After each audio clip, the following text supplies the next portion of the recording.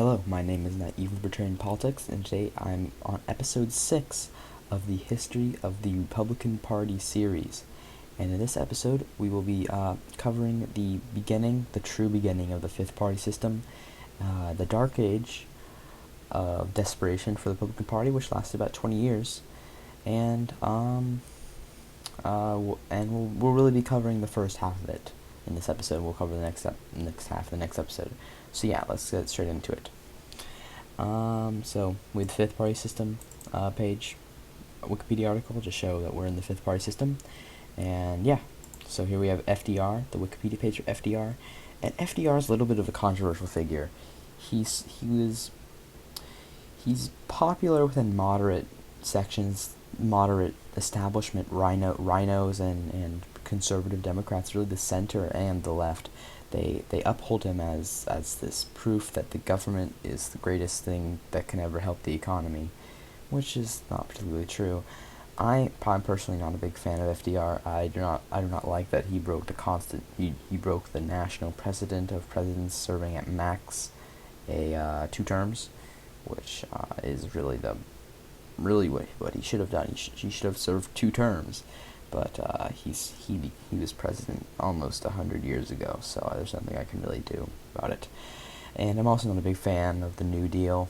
I think it was misguided, and I personally believe it actually extended the Great Depression, but that's just my crazy libertarian thinking. And FDR, he was a powerful figure. He won 4 elections, so of course he was very popular. Had he not died in 1945, he probably would serve 10 terms. He'd serve 10 terms if he could, because that's just how he was. He would serve as many terms as he could. He'd serve until he died.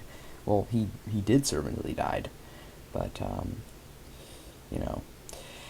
and he was very electable. He won 4 terms, and he was one of the main factors in the collapse of the Republican Party in the beginning of this dark age that lasted 20 years, really. And you can see it in the form of him and Herbert Hoover were really the big causers of the Republican Party's dark age. With Herbert Hoover's response to the Great Depression, it allowed FDR to take the stage, and then take over from where he left off, and with killing the Republican Party, you could say that Herbert Hoover began the killing, and then FDR continued it, but really Herbert Hoover began it. He solidified it. FDR was kind of there for the ride, but he also helped make it like this thing that is just a fact. It's fact. The Republican Party is dead, and yeah. So in 1936, they had seen, in my opinion, they'd seen what they had done with the Herbert Hoover disaster, and in my opinion, the Republican Party chose Alf Landon because he was a fiscal conservative, a lot like Calvin Coolidge.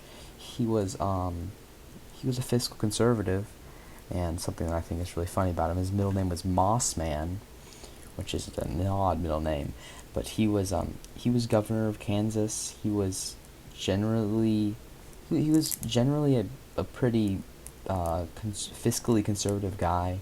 He's a libertarian, you could say, and he was the leader of the liberal Republican faction in Kansas. And he was generally a libertarian guy. The Republican Party chose to go with their principles, and not with Herbert Hoover, who was obviously not in line with their principles, and obviously, if they were in line with their principles, they were obviously making a bad choice in principle. So they chose him. They tried to go with their principles, but they just could not outdo FDR and Herbert Hoover. Herbert Hoover had killed the Republican Party, and FDR had helped. Herbert Hoover had stuck the Republican Party in a terrible situation. FDR took advantage of it and then killed off the body. He basically finished the job. He finished the job with killing the Republican Party and sitting in this dark age. And you can see that he did so well that in when 1936 comes around, FDR wins 523 electoral votes, and Alf Landon wins 8. And you can see that just shows how terribly the Republicans did. They won 8 electoral votes. This guy didn't even win his home state, which is a little bit of a rare occasion. Usually a politician will Donald Trump did not win his home state technically. Technically his home state's Florida, but he did not win the state he was born in. So it was a little bit of it was very much a landslide victory, one of the biggest landslide victories, second largest landslide victory in the history of the United States. This was the first time any president had gotten over 500 electoral votes. This was one of the craziest things in history, really. It was unprecedented. It was crazy, and it was because it was in combination that FDR had been able to gain popularity from his New Deal policies, which I do not believe were the best ideas, but they obviously were popular, and in combination with just the hatred towards the Republican Party, the Hoover Town, what Hoover had done created a hatred for the Republican Party, and in combination with FDR's New Deal, it was just impossible for the Republican Party. Without the New Deal, it could have been a lot more competitive, and FDR probably still would have won because of the Great Depression, but Alfred Landon might have had a chance, and if the New Deal hadn't happened, it'd probably be more competitive. FDR would probably still win, but because the Great Depression was on the Republicans, it just shows that it wasn't just the New Deal that made him so popular. It was a combination of Herbert Hoover's reactions to the Great Depression and FDR's New Deal policies, which just killed the Republican Party for 20 years. So and then after this election, the Republican Party obviously saw that being principled was not the best idea, as they had just lost the greatest landslide up to date.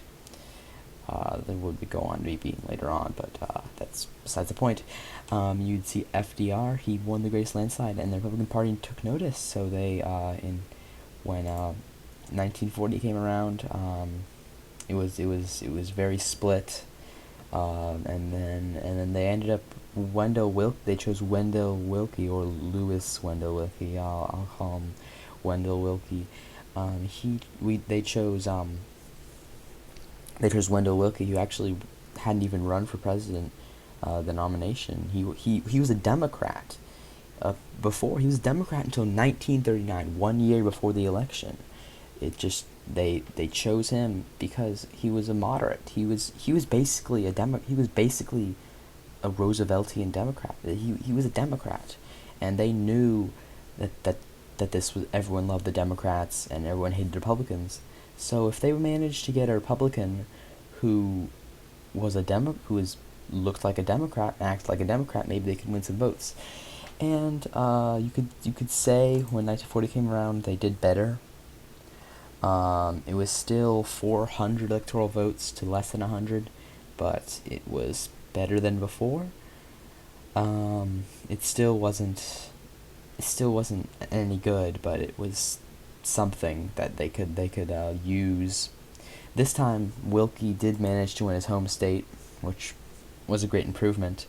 You can see he still won these two states that Landon won, but it shows that the Republican Party the Republican Party got so desperate that they basically just ended up choosing a Democrat. It just shows that the Republican Party's policies weren't popular. They were desperate, and they were in a dark age where they could not win, even if they ran a Democrat, basically a Democrat. You think that you say, oh, all these rhinos like Mitt Romney. Well, at least Mitt Romney has been historically a Republican. I mean, Wendell Willkie was a Democrat before. He was literally a Democrat, which is funny. It's like Rhino to a whole new extent. But yeah, what you should take away from this video is that in combination, Herbert Hoover's reactions to the Great Depression, in combination with FDR's New Deal policy, really set the Republican Party in a dark age for 20 years, and you can see that they tried to stay principled in 1936 and choose a Calvin Coolidge type character, but it did not work, obviously. And so then they chose basically Democrat, and they did better, and that really helped choose policy yeah, for the next uh, for the next 20 years, for the next 10 years after Wendell Willkie, and it really solidified the existence of moderate Republicans to this very day, and that's why there's always been competition between more conservative, fiscally, you could say the liberal Republicans, but those are it's created. You could say that this dark age really created the conflict between the moderate, more Democrat, rhino-ish Republicans and the conservative, more fiscally conservative, principled Republicans, which lasts to this day, which you can see in the form of the Trump. You could say the Trumpian versus Rhino, the Mitt Romney versus Trump type characters, which exist to this day. It's crazy how something 80 years ago affects policy to this day. Yeah. So, this is just my opinion. My name is Naive with Libertarian Politics, so take everything I say with a grain of salt. Expect more videos to come in the future. I've been trying to make a video as much as I can. I made a video yesterday. I don't know if I'll have the time tomorrow, but I'll try to make a video tomorrow. Yeah. Thanks for watching. Make sure to like and subscribe, and I'll see you in the next video.